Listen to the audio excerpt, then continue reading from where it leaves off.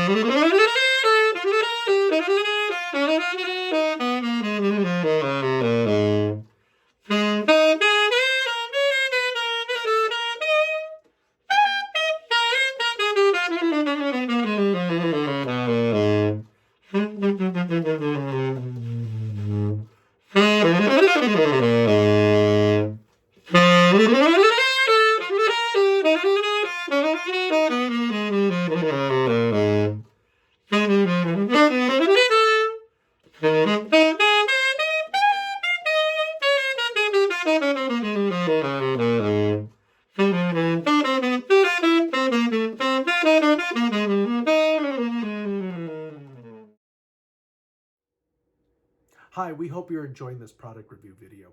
You know, the Saxophonist magazine produces these videos free of charge and presents them right here on YouTube as a way of giving back to the saxophone community, because we want you to be educated and informed on all of your product purchases. So we'd like to ask that if you like this video and others that we've done, that you click the subscribe button below and like this video.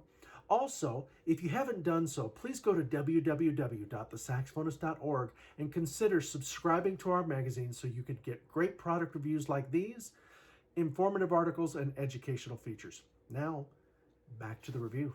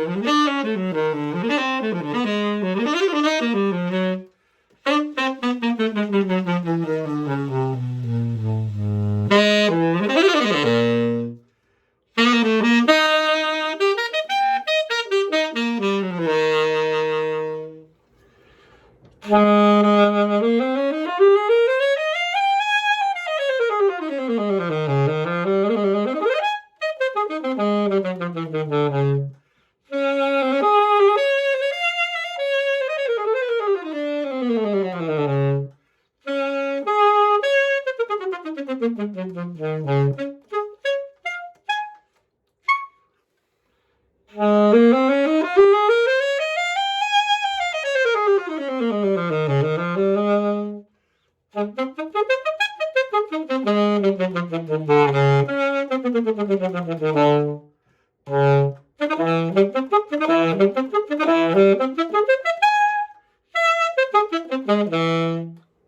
know, the Brillhart ligature is a prime example of a piece of equipment that has had meteoric success well after its creation.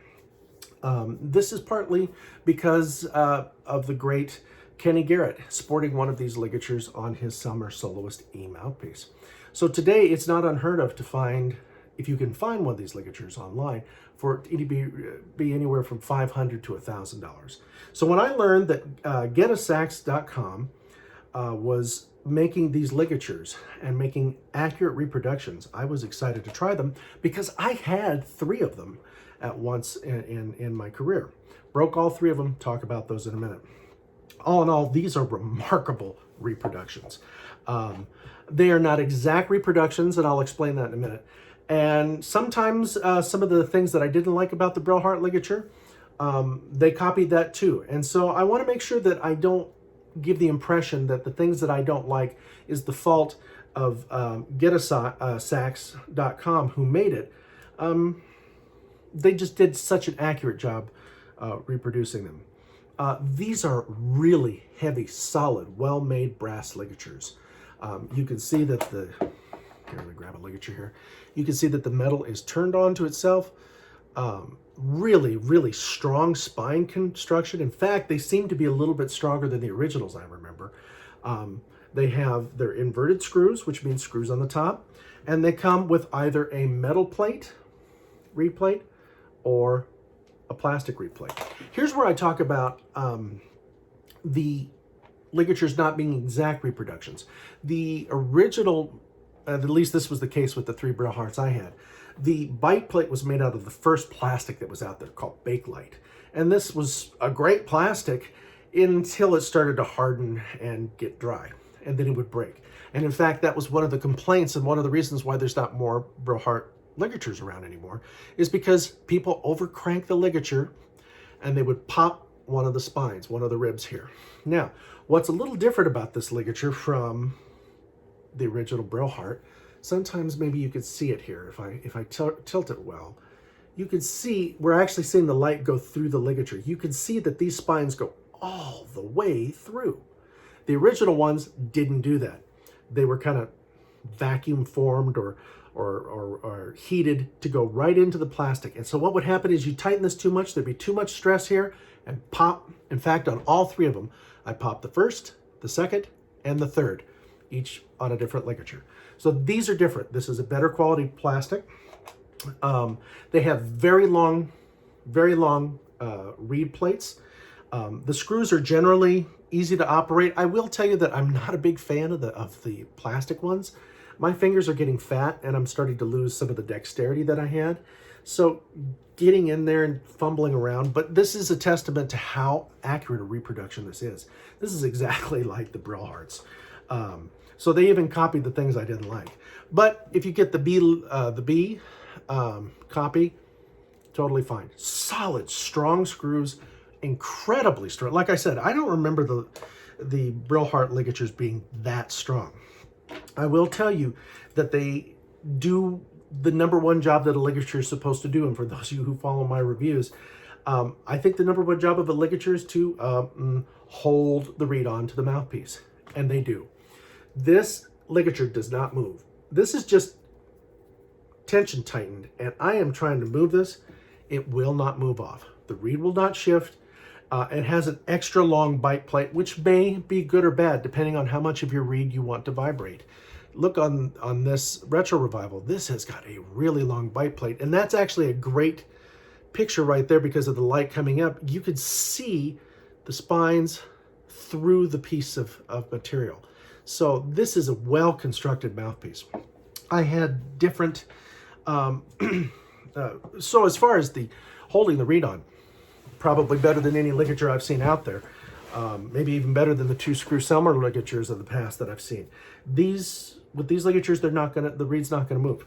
Now, if you're one of those people who looks at a ligature for their acoustical properties, it depends on what you're looking for. It's always important to remember there's a couple sounds that you're going to hear, probably the two most. One is the sound that you're going to hear from the instrumentalist standpoint. And then there's the sound that the audience is going to hear. So it's important, if you're trying this, to record yourself with the best possible recording equipment available, so you can see if your oral concept is matching what you want the audience to hear. All in all, it depended. When I was playing this retro revival with the standard Selmer's 2-screw ligature that everybody uses on it, I felt it was very, very bright and edgy. When I put the Echo Master on it, I had more mid and low overtones from inside my head, and I felt that the response was a lot quicker. Same thing when I played on the 10M fan, classic mouthpiece. However, when I played using the Yanni 6 ligature and my classical setup, I didn't enjoy it as much. I didn't have that connection to the overtones and the colors that I'm typically used to. But when I turned around and played it on the studio jazz mouthpiece from Rousseau, I was really impressed with how it worked. So it's really something you need to try. They have a variety of different types of ligatures for just about every mouthpiece, including, I think, C Melody saxophone, if I remember saying that right. Maybe I'm wrong. But you want to go to getasax.com, and this is called the Echo Master ligature. And this is in the price range that's up there with the Silverstein ligatures and the Yanni 6. So it's a higher price ligature. So make sure that if what you're wanting to do is buy this ligature, you're going to want to try them out, see if it's something that actually works for you, or if you're one of those posers who just wants to have whatever Kenny Garrett played and just look like Kenny Garrett's equipment, then you're going to love these ligatures. But it's important. You know, I can tell you that these are good pieces of equipment and certainly well worth the time to try them out.